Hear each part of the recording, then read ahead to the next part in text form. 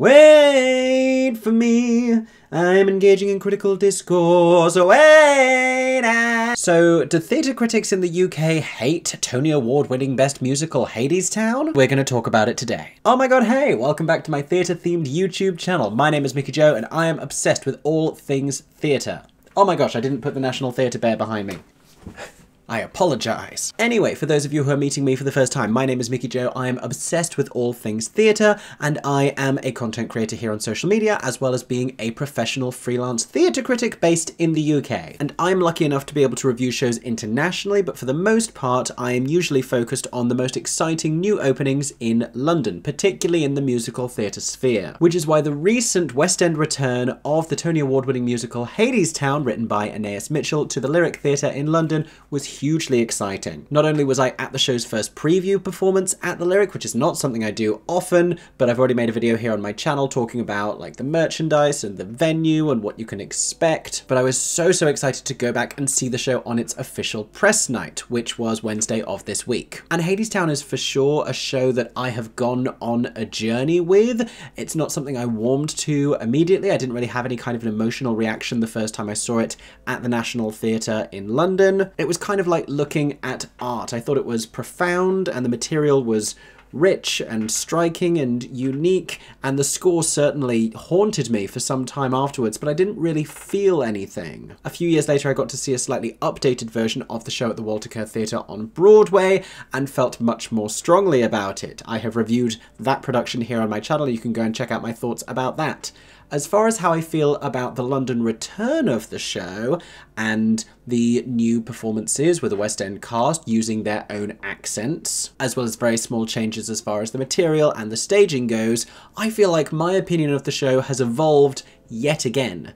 And to find out what that is, you're going to have to wait for my full review, which should be coming next week. So horrible of me to be teasing that and making this video. Unfortunately, I'm a little bit behind on my reviews. There are video reviews on their way for The Picture of Dorian Gray and Just for One Day and Days of Wine and Roses on Broadway. My only advice to you is make sure you are subscribed to my channel so you don't miss any of these videos. Turn on those notifications so that you see when I drop them. But in the meantime, and in the days since the show has officially opened in the West End, there has been a little bit of social media discourse, and honestly, when isn't there, about the show's critical reception here in London. You know, on the back of its American success, on the back of its Tony win, it's still running on Broadway, it has a legion of very devoted fans. Given all of this, I think there was the expectation that the reviews might be a little more positive than they actually were. So today we're going to read through some of the different critical responses to Hadestown in London, and we are going to try and answer the question, did the British critics not enjoy this show? And if not, why not? Now, if you enjoyed today's video, make sure to subscribe to my theatre-themed YouTube channel for many more videos, including those reviews I mentioned coming very soon. And of course, because this is a video all about our opinions of art and in many ways our emotional responses to it, let me know what you think about the musical Hadestown. In particular, if you have seen this West End return at the Lyric Theatre in London already, did you agree with any of the reviews featured in today's video? What did you think of the show? For now though, let's get started and let's read through some of the reviews of Hadestown.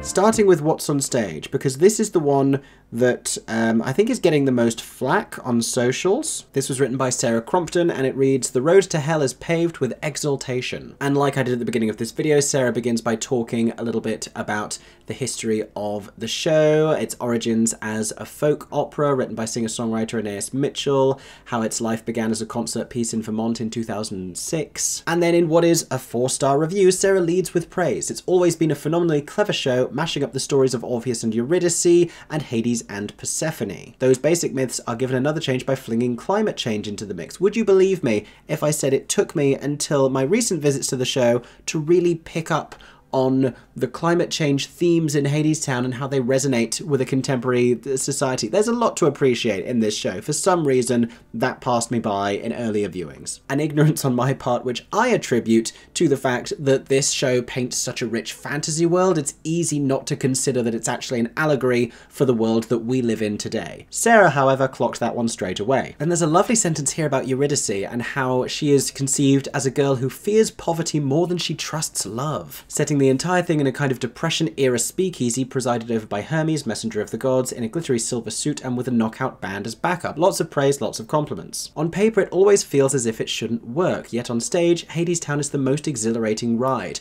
Lots of good things being said about the show. Many positive adjectives follow, consistently thrilling, compelling, refined, glorious, and deeply felt. Sarah describes the moment when Orpheus sings to Hades to procure Eurydice's exit from his kingdom as utterly spine-tingling, part of a propulsive second act that brings two worldviews into collision. Gosh, I love the way this is written. But that is where we shift gears a little with this four-word sentence that follows. Perhaps that's the problem. Everything in Hadestown makes you long for a happy ending, and although the conclusion is deeply moving and highly sophisticated, it doesn't quite provide the desired emotional release. That being the notion which has now been highly discussed on social media, we're going to come back to it. In the paragraphs that follow, there are words for the scenery and the lighting, the choreography and the direction. More of the performances, particularly loved Gloria Anitri's Persephone, full of life but also full of doubt. Finishing by circling back to that perhaps controversial thought, it's a terrific musical and a sensational evening, high praise, but in the end, for me, the material just doesn't quite coalesce into the ending I long for. Which, before we begin to discuss it, is a valid thing to say. I know perhaps that's not what you're hoping I say in this video,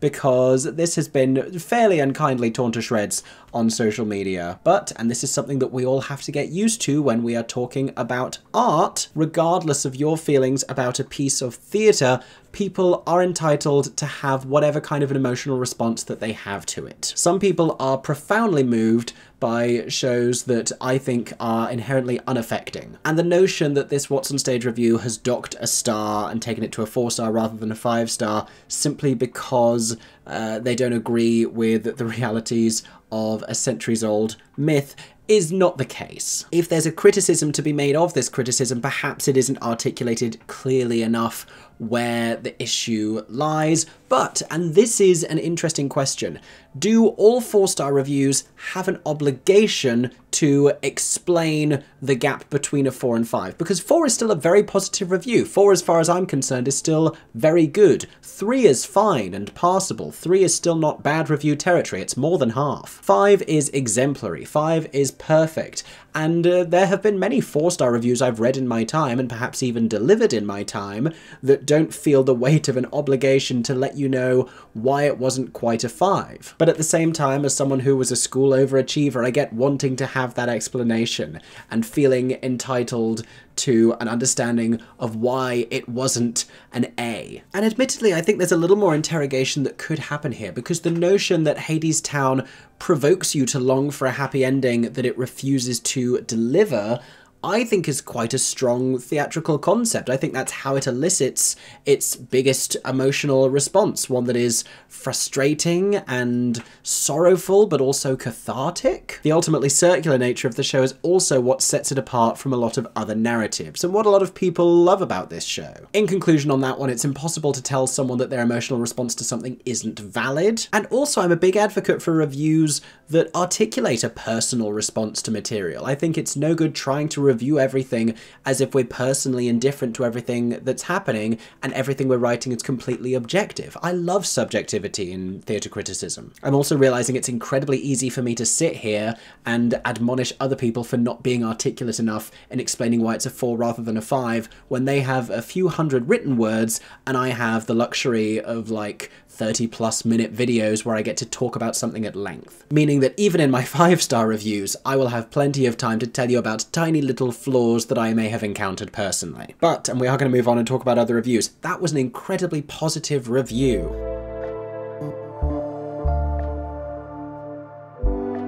As is this next one from The Guardian. This is from Guardian chief theatre critic Arifa Akbar. This was another 4-star review, which from Arifa surprised me, especially looking at her recent musical theatre coverage. The Big Life at Stratford East just got a 3-star review. Just for One Day at the Old Vic got a 2-star review. The Witches at the National Theatre was another 3. Pacific Overtures was a 4. The Time Traveller's Wife was a 3. I don't know how far I would have to scroll back through these to find a musical that Arifa gave 5 stars to. Sunset Sunset Boulevard, a 3-star from The Guardian. And so I think in that context, this 4-star for Hadestown actually begins to look incredibly positive. And as I watched these reviews come in at midnight, because I was so incredibly curious about how this was going to be received, this was the rating that may have surprised me the most. We have another introduction that talks about the context of the show and how it had been in Britain in 2018 before heading to Broadway. And then another very complimentary sentence. Extraordinarily, it is not just a well-honed musical machine, but retains a tremendous soul and offbeat spirit. That it does. I enjoy the intrigue with which Arifa writes about this show. She says it takes a while for the dark magic to kick in, the alchemy is created quietly,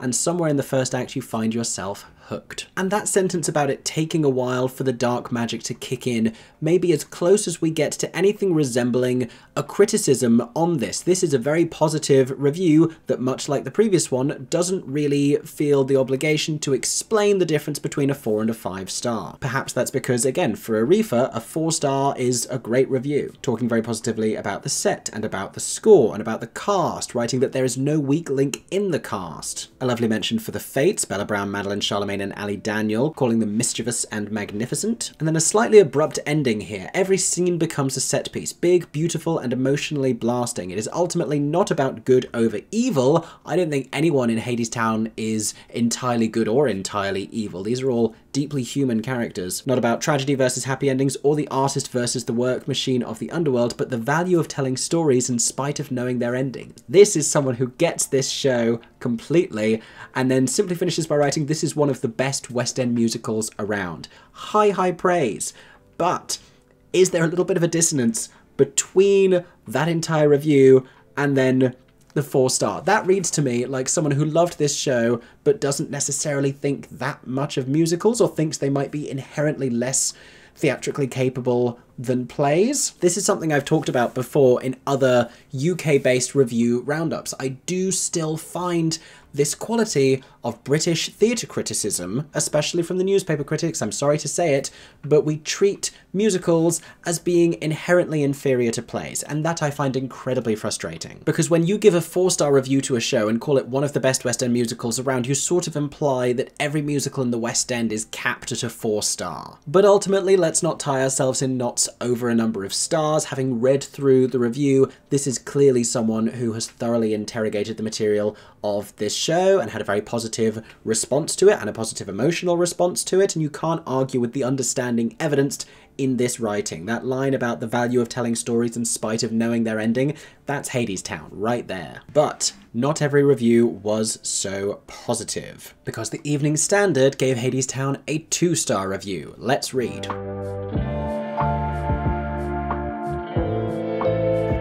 So this was by Nick Curtis, and in his headline he writes that the catchy score is let down by a meandering, confusing show. He says it's hard to see why this musical by folk singer Anais Mitchell inspires such devotion among musical theatre audiences. And if there's one thing I really don't enjoy, it's when a show is reviewed inseparably from its fans. I don't think that does any service to the investigation of a show's material to consider it in the light of its fan appeal. Like, I think there is value in examining the response that people en masse have to a piece of theatre and taking that into account and sort of looking laterally as you experience something.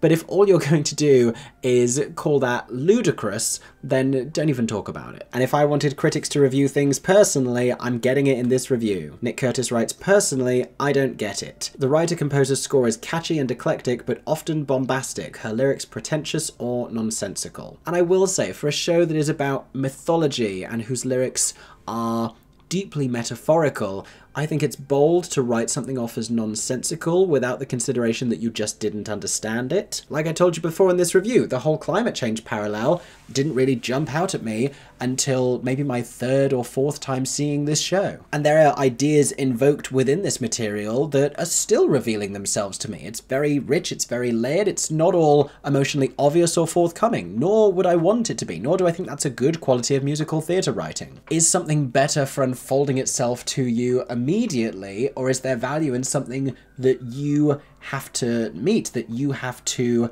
like I keep saying, interrogate and investigate and sort of delve further into. The book turns a 20-minute story into a meandering, confused 2 hours that somehow anticipated Donald Trump's political rise 10 years before it happened. He's referencing the building of the wall. In Hadestown, a plutocratic god of the underworld builds a wall to simultaneously keep people in and out of his realm. Every time this wall is mentioned, the blatant illogic smacks you in the face and snaps you out of the action. I'm not sure what he's referring to here. Is he making reference to it simultaneously keeping people in and out of his realm? Let's consider for a second that this is a show about gods and that Hadestown is this underworld, hell, afterlife metaphor. There is a possibility that the wall we're referring to here doesn't necessarily strictly obey the laws of physics. With neither praise nor criticism, he describes the set before calling the choreography by David Neumann sketchy at best. There's no real expanding on that, and unfortunately I have no idea what it means. There is praise from the Evening Standard for the show's romantic leads, Donal Finn and Grace Hodgett Young. It says that he has an almost ecstatic falsetto as Orpheus, and she is robust and gutsy as northern accented runaway Eurydice. Northern accented being something I'm seeing a lot in this review. If I'm not mistaken, she's from the Midlands, or like the Upper Midlands? Are we calling that northern? Returning viewers to my channel will be familiar with the notion that I know really nothing about geography, even of the country that I live in, but it was my understanding that Grace is from the Midlands and not the North. Next up, we're talking about Zachary James and Gloria Anitri as Hades and Persephone, and he says, acting-wise, they're reduced to a pantomime repertoire of sneers and scowls. How do you watch the second act of this show and not see the dimension of these characters? After Orpheus sings epic to Hades and Persephone? Are you kidding me? Melanie Labarrie's patois-accented Hermes, silver-suited like a riverboat gambler, swaggeringly narrates as if the whole show is about her.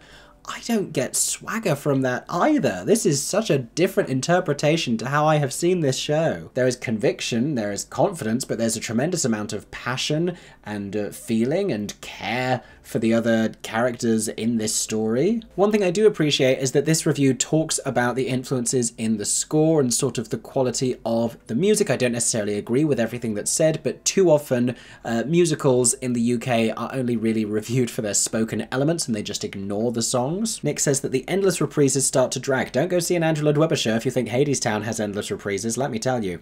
And oh dear, the words within and in between songs can be dire. When Orpheus arrives to save her from Hades, Eurydice asks, "How did you get here? On the train?" His reply, "No, I walked a long way." I mean, that's also not untrue. I think what Hadestown does well is juxtaposes these very poetic, beautiful lines with a much more obvious emotional immediacy, especially from Orpheus. Some of the first things we hear him say in the show are, "Come home with me, I'm the man who's going to marry you." Spoiler alert for the first 10 minutes, by the way. This is an entertaining zinger with which the review ends. Hermes adds, as the cast prepare to lap up the breathless whoops at the curtain call, which is needlessly snide, "They're going to sing it again and again. Please," I muttered under my breath, "don't." But he's not to worry because he only had to suffer through the complimentary evening at the theatre the once. Needless to say, plenty of things in that review that I don't personally agree with. I do feel as though that was an examination of the show through a mean-spirited lens, one that seemed to be deliberately searching for plot holes as if to confirm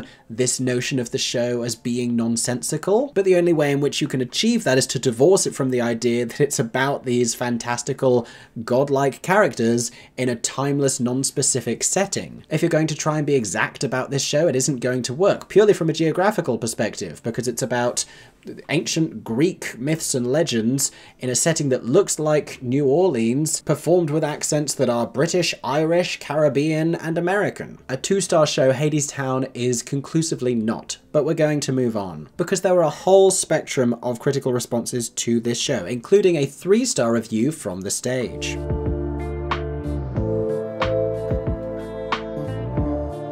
So this was reviewed by Sam Marlowe. Again, we're talking about the history of the show. An uneven, unsatisfying creation, it is light on plot, heavy on pretentious portent, yet it's fitfully seductive, with Mitchell's New Orleans jazz-inflected score and Rachel Chavkin's fever dream of a production both oozing spicy flavour. We ended with a compliment there, but it did call it uneven and unsatisfying. Unsatisfying because of the ending that Sarah Crompton from WhatsOnStage also didn't enjoy? We will find out perhaps by the end of this review. Before I carry on, however, much like the Evening Standard one, we do have this quality I don't quite appreciate where it acknowledges the show's fan base. It says, along the way, the show has accumulated an ardent fan base who are bound to greet its West End arrival with avid delight. There is the notion that when a show is already beloved before it opens to the critics, that they sort of have their back up about it a little bit, and they feel as though it's for them to decide whether or not something ought to be successful, and something that's already successful and already has fans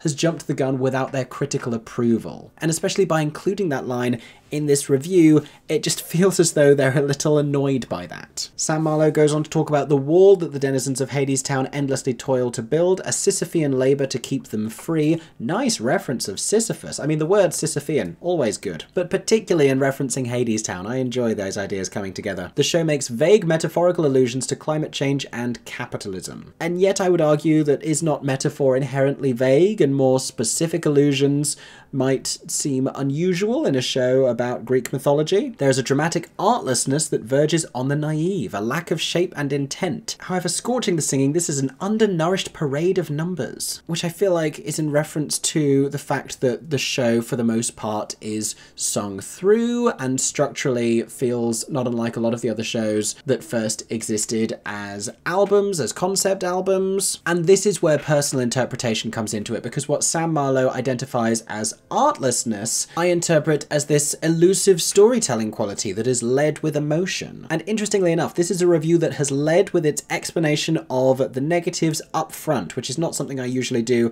on here if you have seen many of my video reviews. But having got that explanation out of the way, there is then praise to follow. Marlowe says, best then just to sit back and enjoy the ride. We have praise for the performers. Melanie Labarry's Hermes is a glittering guide and a refreshing counterpoint to the other two women, whose fates are bound up in the whims and desire of men. Correct. Grace Hodgett-Young again being called gutsy. I agree. If I call her gutsy in my review, don't at me for copying it from these ones, because she is. She is incredibly gutsy. High praise for Gloria Anitri's breathtaking Persephone, part glittering party hostess, ooh, that's a good comparison, part panther, prowling her gilded cage, growling and purring.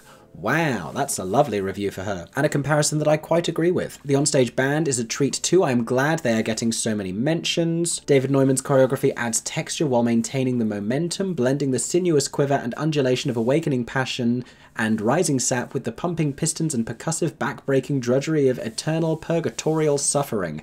That's how you review choreography. Simply calling it sketchy is not enough. That is extraordinary. Though I don't know if I all the way agree with this last sentence, and I'm not sure you will either. Without a stronger narrative, it's a show that only takes us around in circles, but the journey is sometimes stunning. And this is a textbook example of what we call a mixed review. There are positives and negatives. Here it's a 3-star. And it might even be fair to say that it is a show that takes us around in circles, but does this show argue that there is value in being taken around in circles? I will let you decide, because next we are going to go to a more positive take, a 5-star review from the Times, which is a very big deal.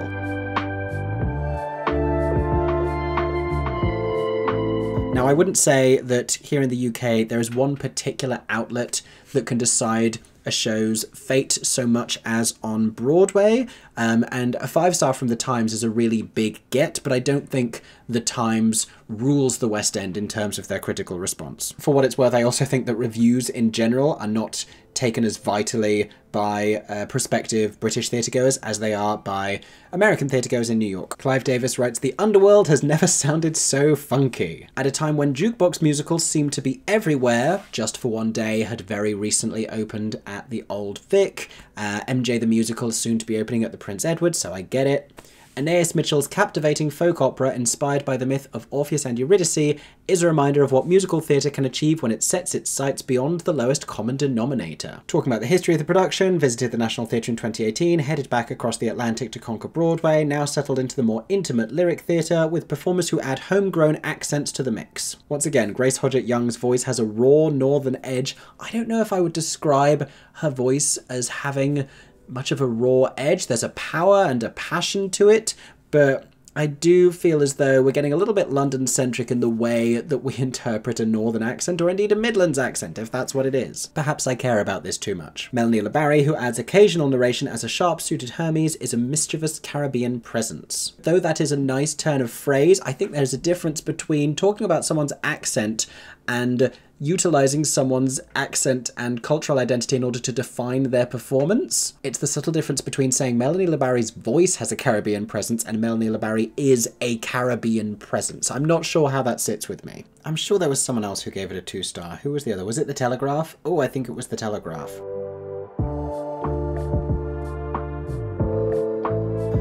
Oh no, the Telegraph was a 3, a show that's imbued with passion and great performances, but has its flaws. Let's look at this one. These 3s are sometimes the most interesting, although also some of the least read. What's that about? Why aren't you reading 3-star reviews, people? Now this one has a whole preamble talking about the show's success. It says, when it comes to musical theatre, shows hurtle from nowhere to rock the world. Some look like dead certs but fizzle.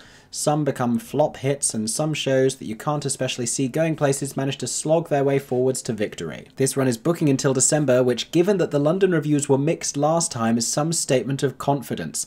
Only if you are basing a show's success on the understanding that the only thing that will guarantee you longevity is a strong critical response. And given that the show subsequently then went to Broadway, won the Tony Award for Best New Musical, and continues to run at the Walter Kerr Theatre on Broadway, I think that is enough to inspire confidence in a West End return. Do you not think? And to ignore all of that and consider only the mixed reviews that it got when it was very briefly at the National Theatre for what seems to be a developmental run in hindsight, that's either evidence of an enormous self-importance or a willful ignorance of the life that the show went on to have afterwards. And you know, there are valuable conversations we could have about the show having been in London, going to Broadway and coming back to London, because the theatrical climate for shows very different right now in New York and London, both very commercially motivated, but to different extents. But that's not something anyone's talking about. If we're going to have that conversation, let's really have the conversation. But this has all been very deliberately worded, because Dominic Cavendish is trying to perpetrate this idea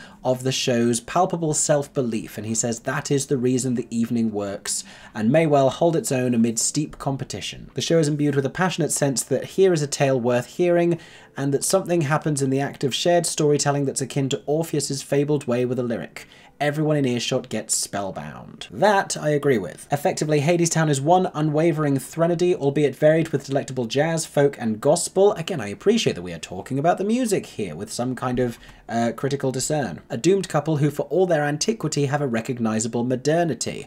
I think that's a really smart observation about this show. Politically, it's a bit one note, the anti-capitalist drum beaten with no great subtlety in Hades' protectionist anthem, The Wall. And I don't know how familiar you are with the various personalities of British theatre criticism, but for sure, if something is dark and sort of has these like fairy tale storytelling elements, that is one way in which to charm Arifa Akbar of The Guardian, and something that is politically potent is definitely going to intrigue Dominic Cavendish of The Telegraph, which is a very brief oversimplification of each of their nuanced theatrical tastes, but it does tickle me that both of those ideas come through very strongly in their Hadestown reviews. Yes, it can feel like one damned song after another, but it washes over you like a steam bath. And then the sentence that follows, how many commas are in this sentence? 1, 2, 3, 4, 5, 6, I've lost count of these commas. 7. This is a 7-comma sentence. Tell that to my secondary school English teachers. Mr. Cavendish says that the show speaks to the way we can all let the loves of our lives slip through our fingers, and how, sad but true, in this mortal realm, those we can't live without can't return from the other side.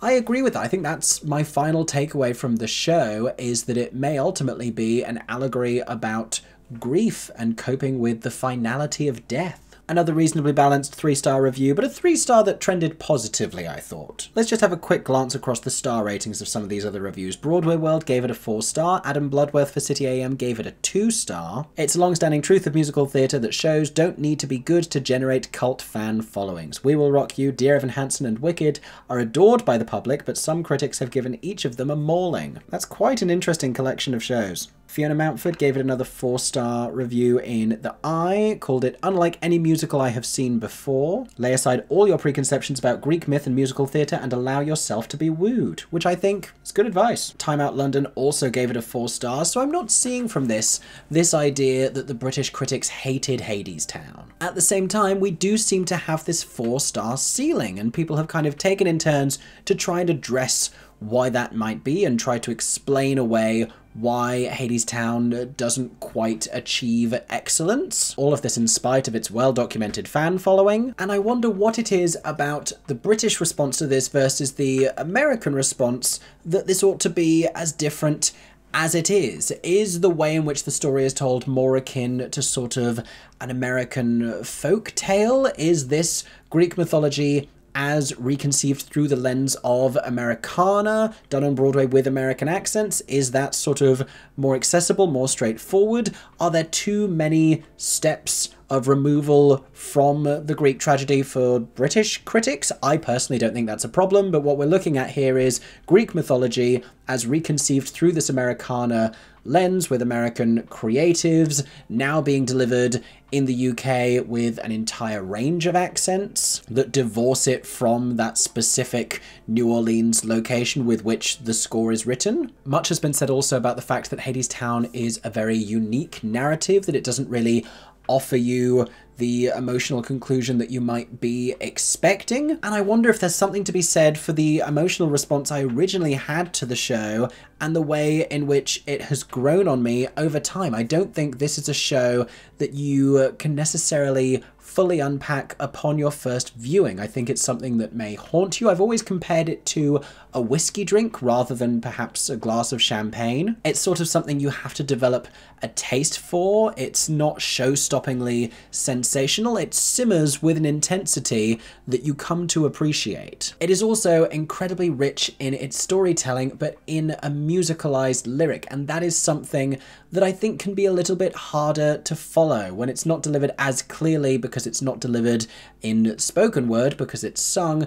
There are so many ideas that are invoked and so much context that is established, both with the background of the myths and the way that they've been reinterpreted here, with the love that's gone wrong between Hades and Persephone and the impact of that on the world and on the climate, and what that ultimately is going to mean for Orpheus and Eurydice. That is something you really have to pay very careful attention to. And I've heard comments about how Act 1 is slower, and I don't know that that's true. I feel as though it's just delivering important exposition so that it attains a huge amount of payoff in the second act. And often when we see musicals not getting an enormous love from the newspaper critics, they will get a more positive response from many of the theatre bloggers. But even in this case, there are many who opted for a 4-star review rather than a 5. And not to call out the theatre bloggers, of which I have previously been one, but I did encounter some responses to this show that was sort of trying to make sense of why they were feeling a 4-star response rather than a 5, and I don't know that they were all successfully able to identify that for themselves. In any case, it has not been the savage critical response you may have been led to believe. And if the worst thing that has happened to you this week is your favourite musical got a 4-star review from a London theatre publication, then you've not had the worst week. It could always be worse. You didn't break up in hell. And on that note, that has been today's video. I hope that you have enjoyed. Comment down below with all of your thoughts about Hadestown, what you thought of it, your thoughts about these particular reviews. Make sure you're subscribed with the notifications turned on, because my Hadestown review will be on its way to you here on YouTube within the next week of your life. In the meantime, I hope that everyone is staying safe and that you have a stagey day. For 10 more seconds, I'm Mickey Joe Theatre. Oh my god, hey, thanks for watching, have a stagey day. Subscribe!